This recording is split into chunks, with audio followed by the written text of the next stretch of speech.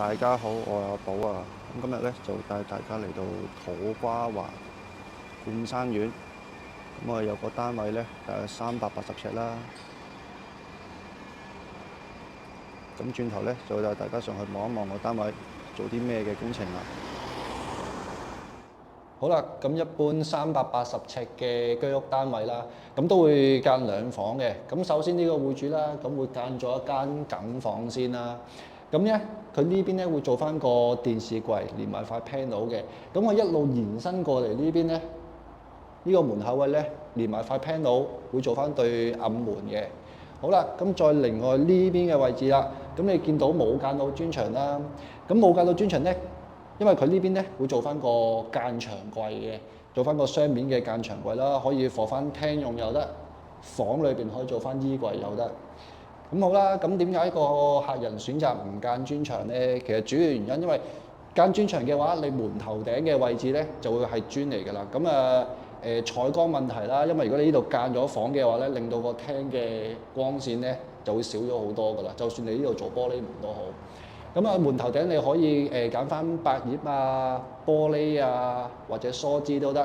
咁呢度做翻對玻璃門，有花嘅玻璃門，咁啊個私隱度都夠㗎啦。同埋另外一樣嘢啦，如果呢度間磚牆嘅話咧，其實都最少嘥咗3寸嘅空間㗎啦。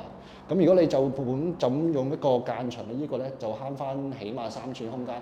咁使用上嘅話，你兩邊櫃咁樣用咧，廳又用得，房又用得，咁就比較好嘅。咁我哋首先嚟望一望個浴室先啦。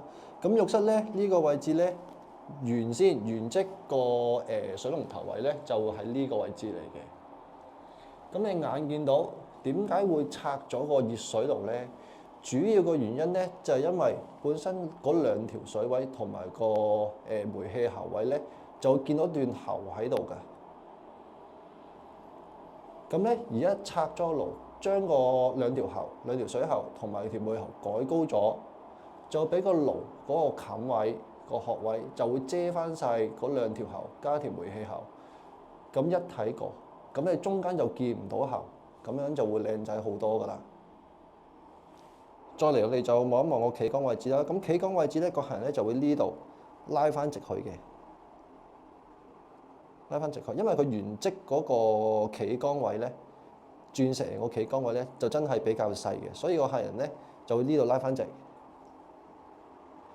個水龍頭咧就會改翻嚟呢邊，改翻嚟正面。咁所以個原因就係點解將兩條喉同埋個煤喉改高咗遮翻佢。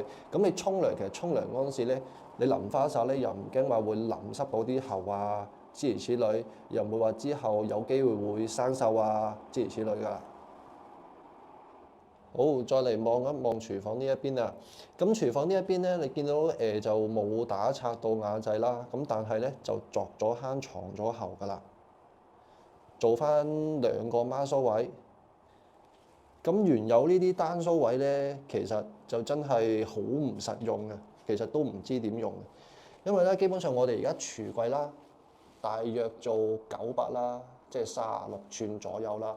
咁基本上一件8寸。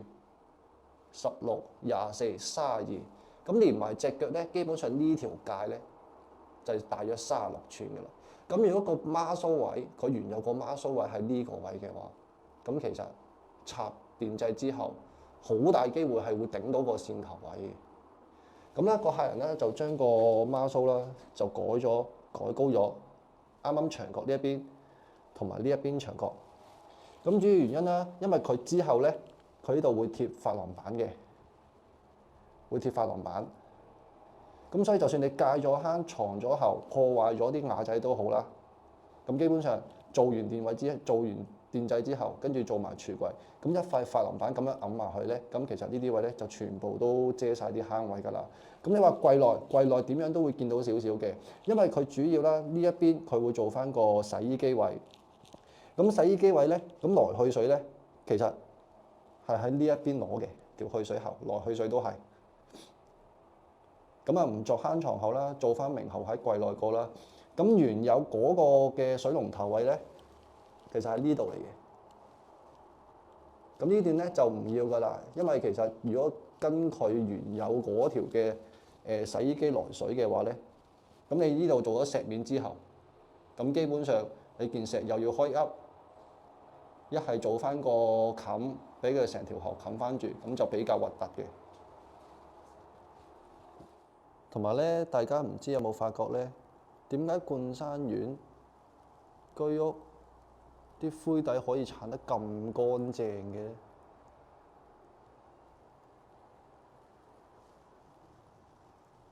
其實主要個原因咧，係因為佢啲灰底咧，就真係好薄。咩啊？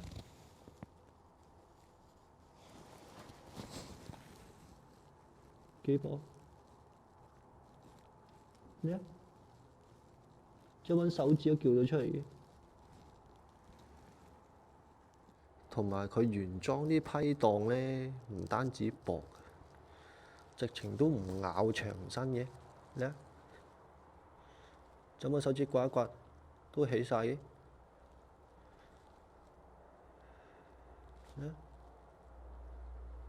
都已經起晒啦。嗱咁咧，有啲客人成日都問㗎啦，你哋啲燈掣點樣計啊？電掣點樣計啊？會唔會收多啊？收貴好多啊？嗱，咁我哋公司咧，咁其實我哋同客人會定一樣冇做一樣嘢之前咧，我哋都會出份圖紙嘅。咁主要原因咧，其實都係俾個客了解下我哋新做電掣會大約做喺邊個位置，離場幾多啊，高度幾多啊。嘅主要原因咧係之後計數咧，你逐個可以計得翻出嚟嘅，咁就免卻好多電掣點樣計啊，爭拗上嘅問題㗎啦。咁冠山苑咧本身咧有個露台燈嘅，就會係呢度開。我都唔明點解會喺間睡房裏邊開嘅，其實你預啲人會咁樣間房㗎啦，都唔明點解個露台燈掣會喺呢度嘅。咁我哋咧就會將個露台燈掣改咗嚟近露台門呢一邊，咁咪最好咯。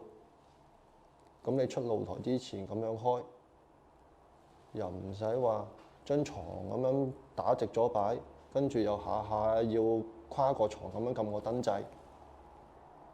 咁啊咁暫時同大家睇住咁多先啦。咁我陸續咧都會拍居屋裝修、全拆裝修嘅過程俾大家睇啦。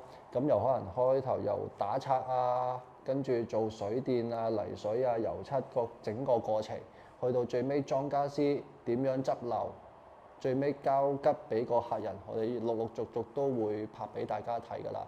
咁大家有任何嘅裝修上啊、工程上、家私上嘅問題咧，可以隨時聯絡我哋又得，留 comment 又得，係啦。咁就大家記得 like 啦、subscribe 啦、comment 俾我哋。